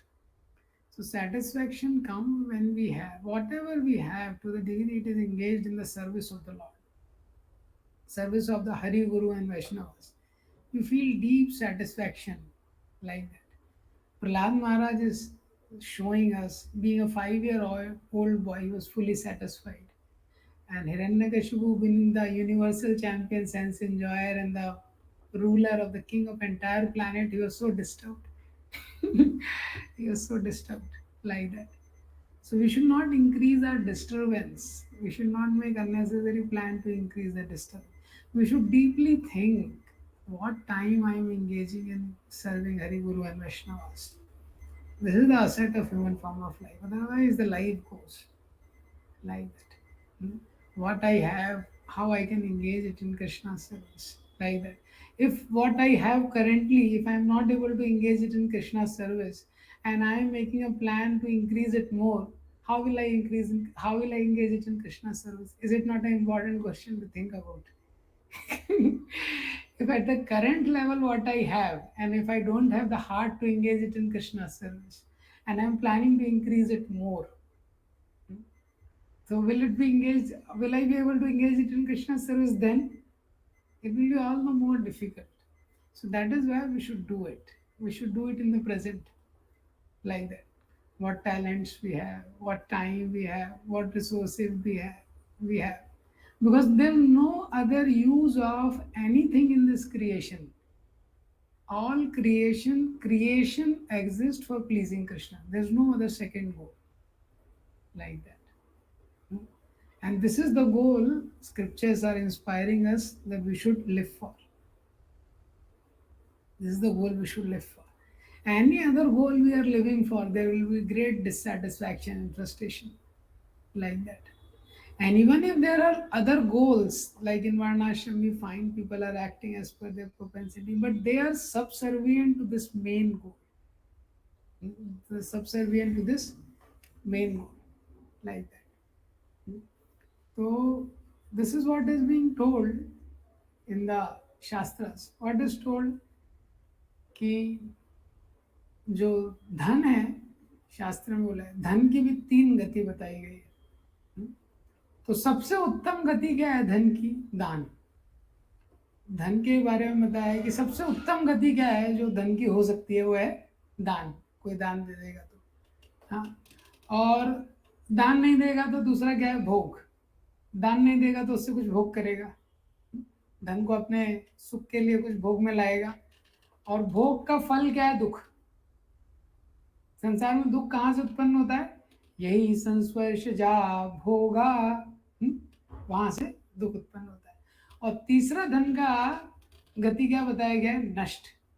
वो नष्ट तो होना ही है, नहीं, धन तो नष्ट होना ही है। तो धन व्यक्ति को छोड़ देता है। इस संसार में देखते हैं बहुत बड़े बड़े रिच व्यक्ति है, भिखारी हो जाते हैं। और नहीं तो जो धनी होता है वो धन को छोड़ देता है। उसका बहुत प्रॉपर्टी है, अंबानी बहुत प्रॉपर्टी छोड़ के गया, लेकिन प्रॉपर्टी ने उसको छोड़ दिया। या तो प्रॉपर्टी उसको छोड़ देती है, या तो जिसका प्रॉपर्टी होता है वो छोड़ देता है, तो वो नष्ट होने ही है।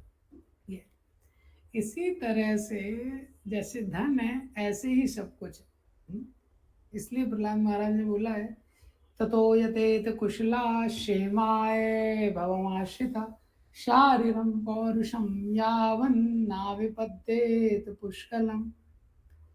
हाँ, अगर इस संसार में हमको, if we want to have welfare in our life, ततो यतेत क्षेमाय, इस संसार में अगर व्यक्ति को अपना, जब तक ये शरीर कुशल है, ततो यतेत कुशलम, जब तक ये शरीर कुशल है यत्न कर लेना चाहिए। किसके लिए? क्षेम के लिए। भयम आश्रिता, संसार में बहुत प्रकार के भय हैं। शरीरम पौरुषम यावन, जब तक इस शरीर में शक्ति है, ना विपद्येत पुष्कलम, और विपत्ति ने इसको घेरा नहीं है। व्यक्ति को प्रयास कर लेना चाहिए भक्ति के लिए। ये प्रहलाद महाराज यहाँ पे टीचिंग देते हैं। तो एक और लास्ट वाला आपको बताता हूँ टीचिंग्स, और भी हैं 2 3 4 5 और हैं, लेकिन एक करके इसको एंड करेंगे। तो what is the most, I was just thinking about this thing, Prahlad Maharaj का कैरेक्टर इतना ब्यूटीफुली डिस्क्राइब किया है 7th कैंटो में, वेरी ब्यूटीफुली डिस्क्राइब। सो प्रहलाद महाराज होते हैं, तो पहली बार आते हैं हिरण्यकशिपु की गोद में। हिरण्यकशिपु पूछता है, बेटा तुमने क्या सीखा, क्या अच्छा चीज सीखा, कुछ अच्छा बताओ। तत्साधु मन्ये असुरवर्य देहिनाम सदा समुद्विग्न धियाम सत्ग्रहा। हम पहले बार में ही वो बोलते हैं कि ऐसा है पिताजी कि असुरवर्य है, असुरों में श्रेष्ठ हिरण्यकशिपु, सदा समुद्विग्न, इस संसार में जिसने भी असत को पकड़ा है वो हमेशा टेंशन में रहेगा। हाँ, हमको अगर टेंशन छोड़ना है तो असत को छोड़ना पड़ेगा। एक व्यक्ति प्रभुपाद जी के पास आता है, स्वामी जी बड़ा टेंशन है, बड़ा टेंशन है। क्या हो गया? अरे एक फैक्ट्री मेरी वहाँ गुजरात में है, ये एक फैक्ट्री मेरी यहाँ पे, तो एक फैक्ट्री मेरी तीसरी जगह, बहुत टेंशन है इन सबको हैंडल। तो प्रभुपाद जी बोलते ठीक है, आपको फैक्ट्री हमको दे दो,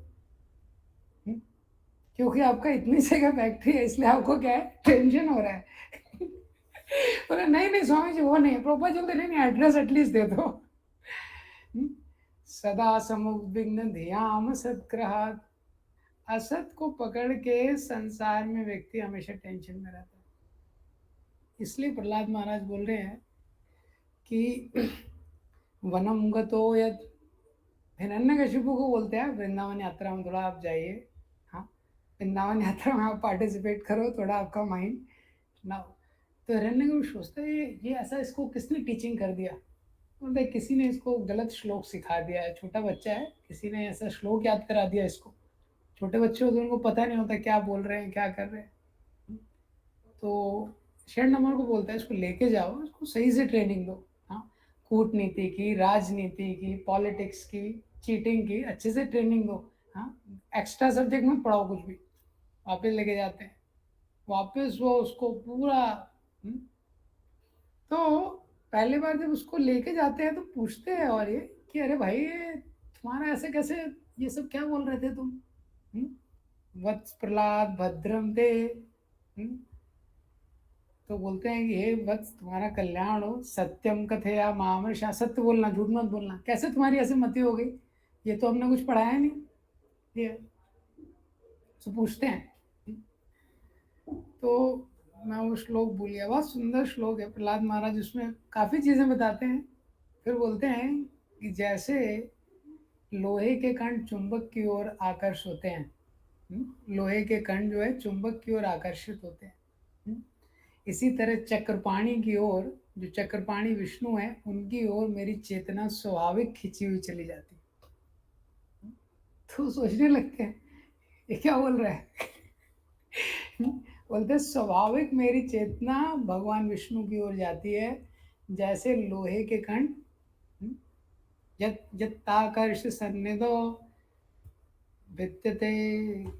बहुत सुंदर श्लोक दिया गया, आकर्ष सन्निधो चक्रपाणे, ऐसे करके श्लोक बोलते हैं ऐसे मेरी चेतना भगवान की ओर आकर्षित होती है।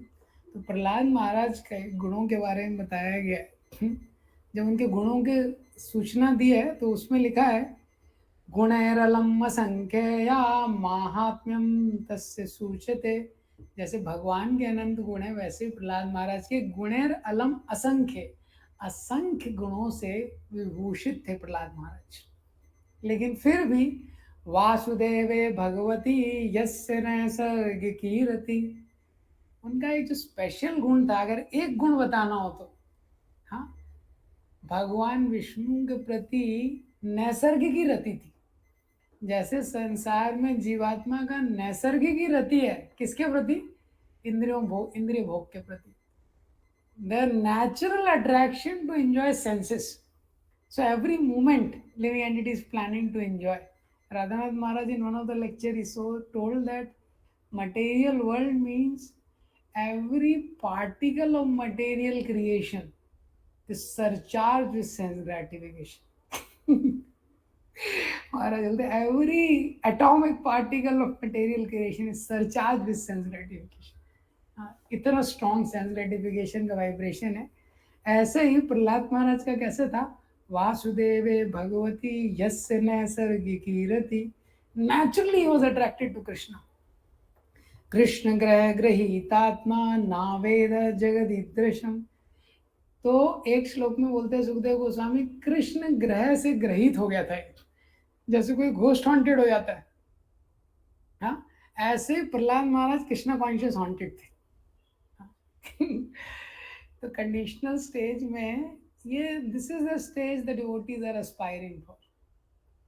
Like we see now, in the moment we take a break sense gratification comes in, right.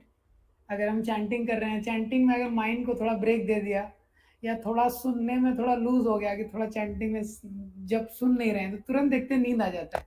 Basically क्या है, माइंड सेंस ग्रेटिफिकेशन में चला जाता है, सेंस ग्रेटिफिकेशन में माइंड चला जाता है। या थोड़ा ही ब्रेक दे दिया हमने, कुछ भी हम ब्रेक लेते हैं तुरंत एंजॉय करने का प्लान आ जाता है ये।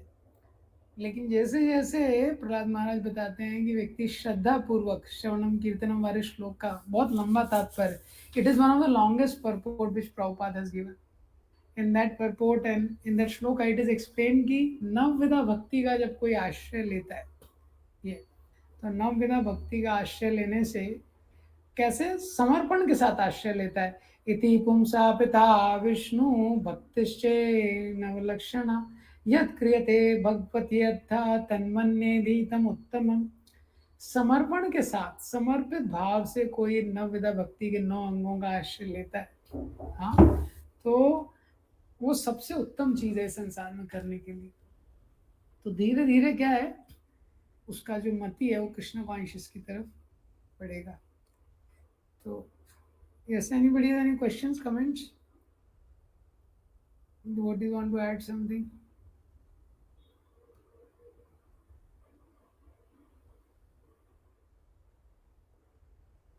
हरे कृष्ण प्रभु। Yes, Pravesh.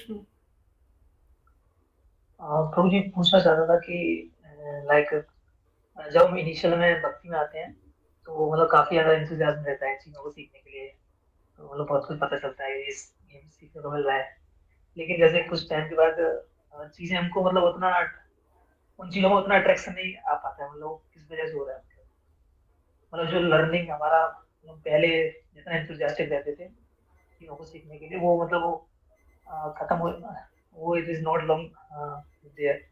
What is the cause for this? One thing is, in the beginning, there is a enthusiasm of newness. कोई चीज नई रहती है उसका भी एक एंथुजियाज्म रहता है शुरुआत में. In the later stages, to remain enthusiastic, one has to go deep in the practices of bhakti, in the same practices. That is one thing.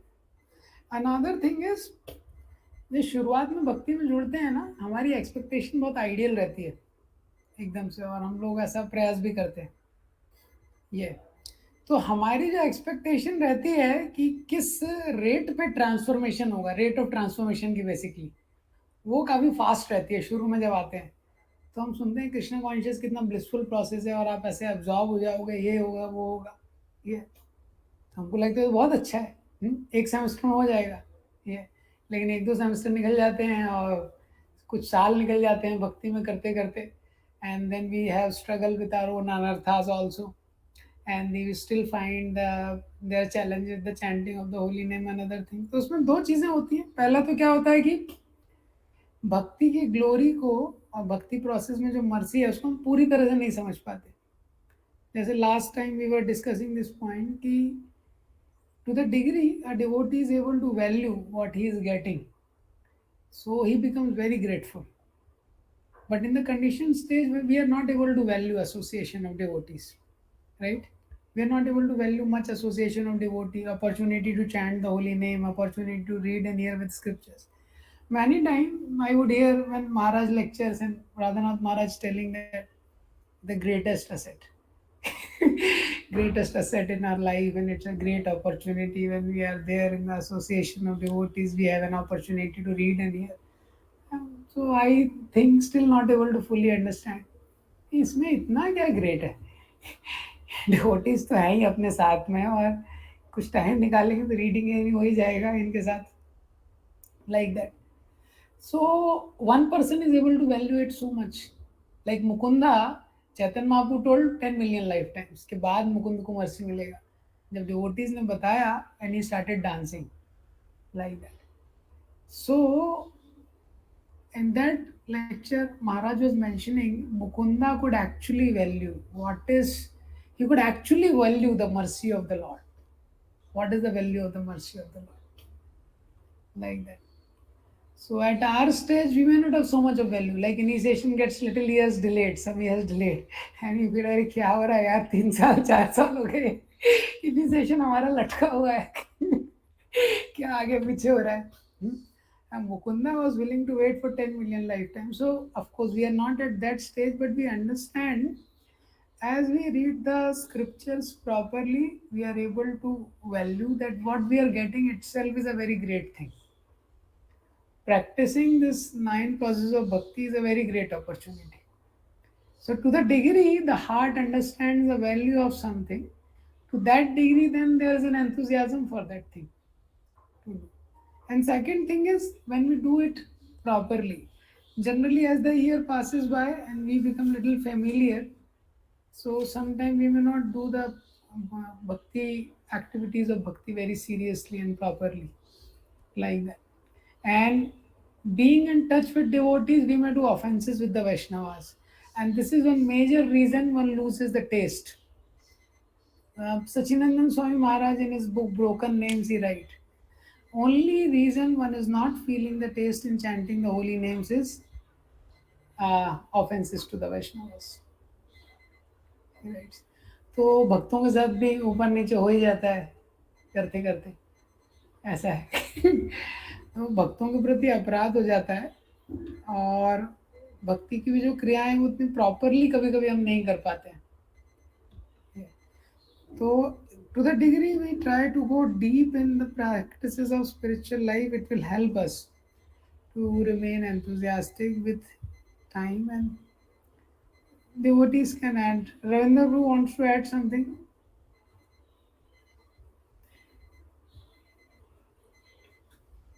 You can add. Huh? Nice class, Suji. No. About this question, you can add your thoughts about enthusiasm. You have a lot of absorption.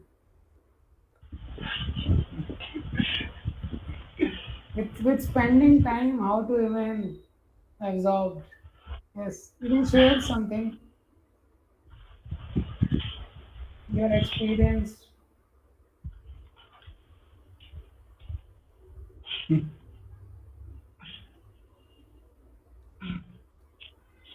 think we should have some attraction towards the core things. That is a like long term thing we can like absorb in that, like holy name, shastra, like deities, and holy name. These all things can like we can observe on that for long term. Yeah, it's a very beautiful point he has added. Attraction for the core things helps us a lot. We find that devotees who have developed deep attraction for some of the things. Some devotees have a lot of attraction for the holy name, some have a lot of attraction for the deities, for reading shastras, like that. It's very good. It's very good. Or even serving the Vaishnavas. So attraction for the core things always is very helpful. Five most potent limbs of association. Yes. Anybody else wants to add uh, in what he has asked, Praveshru? Somebody wants to add something? Aditya Bru wants to add something? Rishabh Bru? Who all are there? Okay. Yes. One question I wanted to Yeah. ask, like this Yeah. first of all, very beautiful class you gave, like especially some lessons which you brought out, and especially this one thing you were telling that Maya, there are people that like we see that Hiranyakashipu is champions and Sanjay, but and similarly we come across people like you gave the example of that person that who had many factories but he didn't wanted to give up it, like Prabhupada asked him. So like we see that people come across like even devotees. We have like we have things, and outsiders also they have things, and they understand that we are fed up of these material quantities or the whatever things they have accumulated in their life. They are understanding that it's not able to give them happiness, but still they are stuck in it. When the time comes when they are asked to leave, or when they themselves get feeling that I should leave, I should practice Krishna consciousness more properly, these material things are not of any actual value, but still that threshold one is not able to derive that how to give it up and take Krishna consciousness properly, how to stop searching for the false promises. So like one thing we understand that actually the real happiness of Maya is in promises, that it keeps on promising that one thing, if you get more then you will be happy more. But so how to actually give up like that hope in that promises also. Yeah. Two things. Uh, uh, it's very difficult. This is a shloka you can read 7.6.14. Huh? This is a shloka. कुटुंब पोषाय विहन्यजायुर्ना बुध्यते अर्थं विहितं प्रमत्ता सर्वत्र तापत्रय दुःखितात्मा निर्विद्यते न स कुटुंब राम. सो 7 कैंडू का 6 chapter पूरा पढ़ेंगे ना तो व्यक्ति शेक ही हो जाएगा एकदम. ऐसा 5 साल के प्रहलाद महाराज ने ऐसा टीचिंग दिया है किसी ने ऐसा सेमिनार नहीं लिया होगा. इतना खतरनाक टीचिंग है प्रहलाद महाराज का. कुटुंब पोषाय व्यन्य जाय. प्रहलाद महाराज बोलते हैं इस संसार में अपने कुटुंब के पोषण के लिए, अपना परिवार है, मेरे बच्चे हैं, मेरा ये कुटुंब है. So any of you don't take it otherwise, and any married people don't take it otherwise. I am just reading the words. Kutumb posha, and this is not for Krishna conscious grahasthas also. That is another thing. संसार में जो normal व्यक्ति रहता है material संसार, कुटुंब पोषाय व्यन निजाय, अपनी आयु को व्यर्थ कर देता है कुटुंब के पोषण के लिए. पूरा कुटुंब के अपना घर परिवार रिश्तेदारों इसमें ही पूरी बुद्धि रहती है. और आप देख सकते हैं संसार में, हाँ, संसार में देख सकते हैं कितना व्यक्ति एनर्जी लगाता है और कितना आसक्ति रहता है हमारे अपने कुटुंबियों में और इन सब में. हाँ, ना बुद्धिर्तम विहितम प्रमत्ता, और बुद्धि से जानते हुए भी, हाँ, और पूरी मेहनत करके he tries a lot, he earns a lot, like that. He works very very hard to satisfy his family, to satisfy his relatives. तो कोई बोलता हो, कोई सोचेगा कि ठीक है इतना कर रहा है तो उसको कुछ सुख मिलता होगा तभी तो कर रहा है. सर्वत्र तापत्रय दुखित आत्मा. तो प्रहलाद महाराज बोलते हैं उसको केवल दुख मिलता है. आध्यात्मिक आदि दैविक आदि भौतिक, उसको क्या मिलता है? केवल दुख मिलता है. निर्विद्यते, तो प्रहलाद महाराज तो कोई बोलेगा कि अगर उसको दुख मिलता है तो क्या वो ये सब जानता नहीं है कि इतनी मेहनत कर रहा हूँ और दुख मिल रहा है? निर्विद्यते, जानता है वो, फिर छोड़ता क्यों नहीं है? कुटुंब रामा. कुटुंब में उसकी ऐसी मति हो जाती है, इस संसार में व्यक्ति की परिवार कुटुंब रिलेटिव्स इन सब में ऐसी मति हो जाती है वो छोड़ना नहीं चाहता उसको. कितना भी दुख मिले उसको वो छोड़ेगा नहीं उसको, और वो दुख को ही सुख समझता है.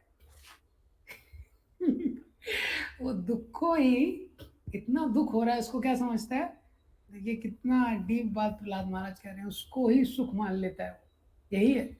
तो वास्तव में किसी भी आप गृहस्थ का जीवन देखेंगे, I am not telling that we should become brahmacharis और whatever, but we have to understand materialistic गृहस्थ का लाइफ जो है, तो आप देखिए उसके जीवन में कितना दुख है. वो बेचारा इतनी मेहनत कर रहा है, इतना सब कुछ कर रहा है, घर में टेंशन है, बच्चे का टेंशन है, बहुत सारी टेंशन है, नहीं, और उसके जीवन में कृष्ण भी नहीं है. तो क्या रस है? क्या रस है? कुछ भी रस नहीं. वो बच्चा तोतली भाषा में क्या बोल रहा है, क्या कर रहा है, वो बेवकूफ़ियाँ कर रहा है, बेसिकली उसको रलिश कर रहा है वो, अगर आप ऑब्जेक्टिवली देखेंगे. पर क्योंकि उसमें स्नेह की मति है, स्वकुटुंब रामा, तो जो बच्चे की बेवकूफ़ियाँ होती हैं वो भी उसको अच्छी लगती हैं. वयन में आयु, उसकी आयु व्यर्थ जा रही है. हाँ, उसकी आयु व्यर्थ जा रही है. इसीलिए very important that those who are in Krishna consciousness, of course, when devotees come in Krishna consciousness, even they get married, the married life is for the satisfaction of the Lord. Husband wife come together, they practice Krishna consciousness, they preach Krishna consciousness. This is the only joy. This is the only joy. Like that. So if the person is in the married life or anywhere in general, और अगर उसकी life में Krishna conscious नहीं है तो वो तो दुख की फैक्ट्री है. वो दुखी रहता है उसके जीवन में in general, because this is the nature of the world. Like that. इतना दुख होते हुए भी वो चीज़ों को छोड़ नहीं पाता है, स्वकुटुंब रामा, क्योंकि उसकी इसमें ऐसी मति है. तो अभी एक इम्पॉर्टेंट लेसन, बहुत इम्पॉर्टेंट लेसन जो छूट गया, ये जो शुभ वासना होती है अशुभ वासना होती है, इसको आचार्य ने बताया ये कैसे होती है. हाँ, तो जब किसी के हृदय में शुभ वासना का उदय होता है तभी सत्कर्म कर पाता है, और जब तक अशुभ वासना रहती है वो पाप करता है. तो शुभ वासना, जैसे आपने बोला कि जानते हुए भी व्यक्ति छोड़ नहीं पाता है चीज़ों को, या भगवान की सेवा में नहीं लगा पाता है, तो उसकी शक्ति कहाँ से मिलेगी? महत्स्वेवम द्वारम अहुर्मुक्ते. तो only when you get the mercy of a devotee, this is the only way. तो ये आचार्य ने बताया है. तो महत कृपा होती है तो शुभ वासना होती है, महत कोप होता है तो अशुभ वासना होती है. तो हिरण्यकशिपु और इनका भी एक ये लॉजिक बताया गया है कि ये लोग जब ऊपर के लोगों से गिरे, हिरण्यकशिपु में इतना अशुभ वासना कैसे हो गया? वो जो 4 कुमारों थे उनका कोप हो गया, महत कोप हो गया ये. और प्रहलाद महाराज पे क्या हो गया? महत कृपा.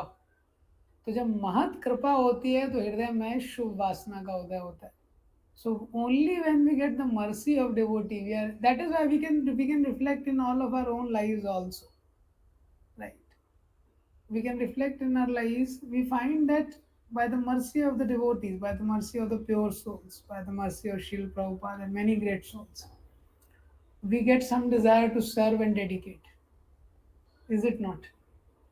Otherwise, people in this world, the material world, forest of material enjoyment, अगर आप उसका description पढ़ेंगे श्रीमद् भागवतम में जे 5th canto, practically nobody is able to get out of it.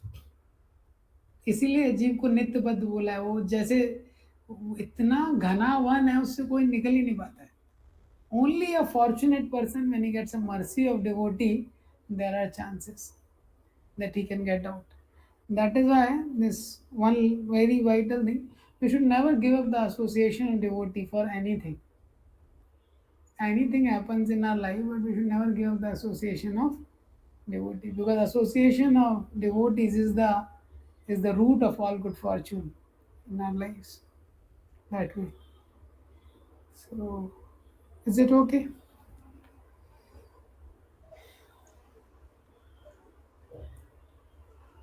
Prabhu ji, Hare Krishna. Okay, one last, I think. प्रभु जी, आवाज आ रहा है आपको? Yes, Parmeshwar Chitwa.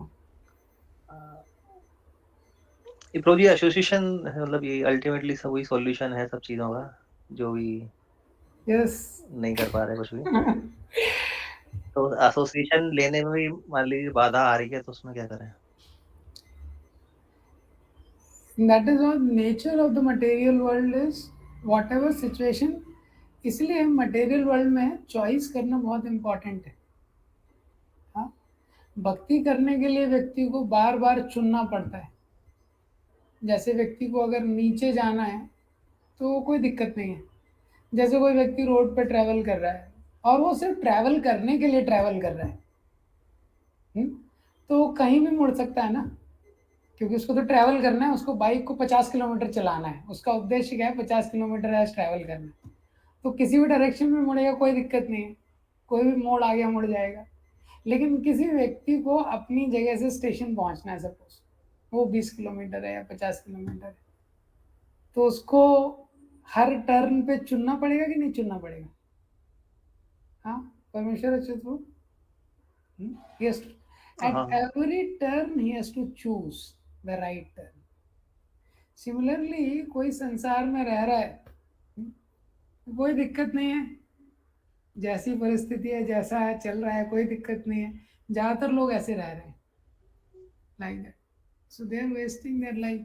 Devotee के लाइफ में उसके लिए वो यथा ही पुरुषस्य विष्णुपादोपसर्मणम, उसका एक उद्देश्य है. क्या? भगवान विष्णु के चरणों की तरफ दौड़ना है उसको. ऐसा नहीं कि कहीं भी दौड़ना है, ओलंपिक्स में उसने पार्टिसिपेट कर लिया, कहीं भी दौड़ रहा है. उसको दौड़ना है डेस्टिनेशन की तरफ, तो हमको चुनना पड़ेगा. ये हमको पता रहना चाहिए. डिवोटी एसोसिएशन से दूर जाके हम लोग वीक हो जाते हैं. ये और एक्चुअली क्या है, फिजिकली भी व्यक्ति दूर रहे तो इतना वीक नहीं होगा अगर बहुत स्ट्रांगली कनेक्टेड है, और वो एक्चुअली पॉसिबल नहीं हो पाता easily. So we should try to stay in association of devotees.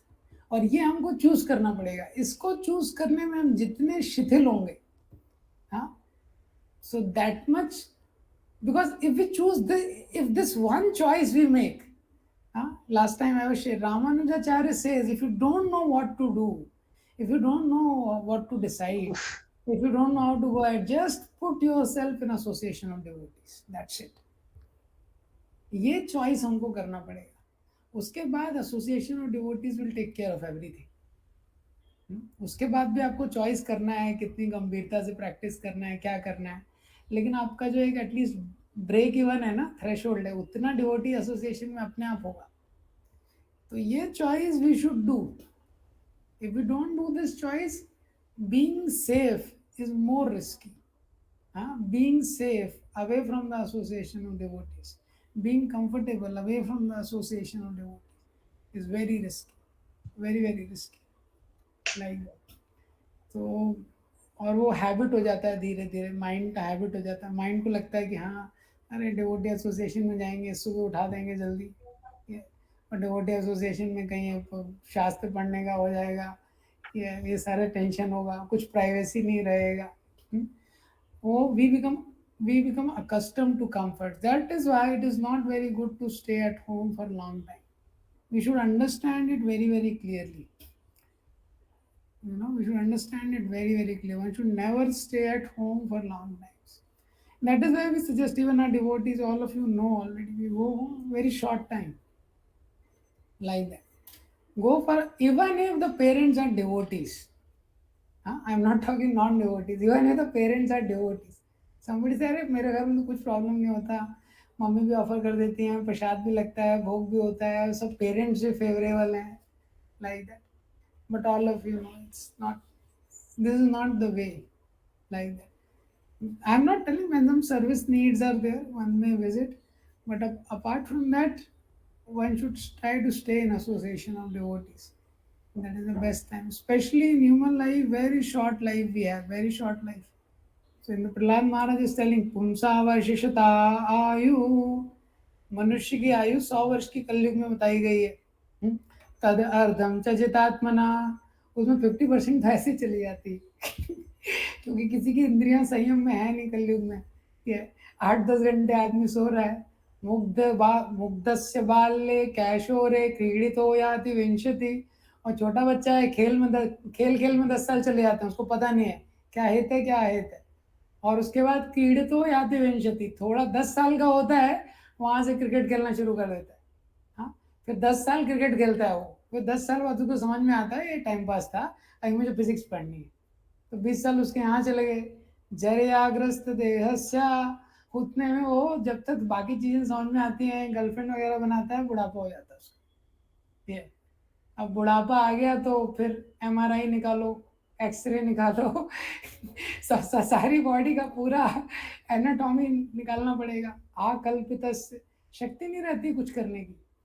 तो ये थोड़ा समय हमारे पास है जिसमें शरीर में शक्ति है, इसमें हमको भक्ति को गंभीरता से लेना चाहिए। We don't take it very seriously, then we have to pay the price that way. Thank you very much, all of you, for joining. Hare Krishna. Srila Prabhupada ki jai. जय हरे कृष्ण।